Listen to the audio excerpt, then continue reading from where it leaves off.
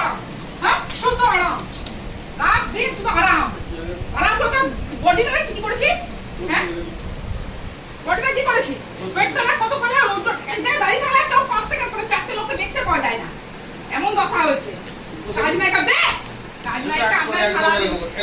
আমিও সেটআপ করে দিতে পারি, আমিও সেটআপ করে দিতে পারি। এই যে আমারও পাওয়া উঠতে পারে বাড়ি তো তুই কত পূর্ণ তো মরে যাবি। আর আমি তুই হারাবি লাই, আমি হারাবি তুই হারাবি, তুই সারাদিন সারা শুধু শুয়ে শুয়ে ওজনটা দেখছিস, গরু খাবার করে দিচ্ছিস খাগা, ওজনটা দেখছিস তো, ওজনটা শাকে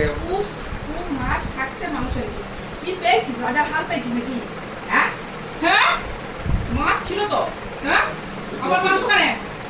মাছগুলো কি হবে, মাছটাকে আছে বিড়াল কে আছে এখানে যেই খা তুই মাছ খাতে মাংস কেন, পৌঁছে না পিস বা চেকআপ বের মাছের একটা ঝিঙে দিয়ে তরকারি আছে, মাছের মাথা দিয়ে, মাছের ঝোল আছে, 5 পিস মাছ আছে, তোর মাংস লাগে না বলি তোরা খালি নি কেন, সে যাই হোক আছে তো, তাহলে মাংস দরকার ছিল না, বেশ করেছি বেশ করেছি,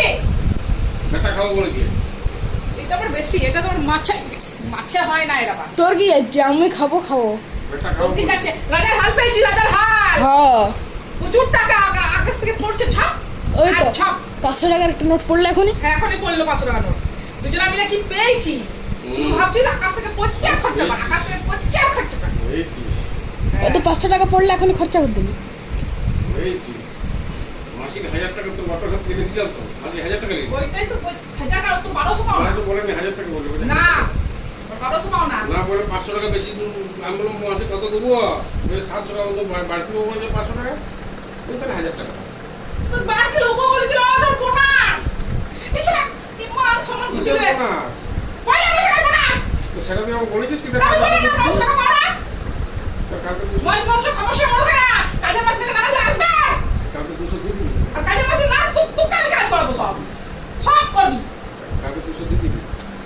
200 দিয়ে দিবি, তাহলে দাও না 500 টাকা পয়লা বৈশাখ পাও না, আর পুজোতে 1000 টাকা পাও না,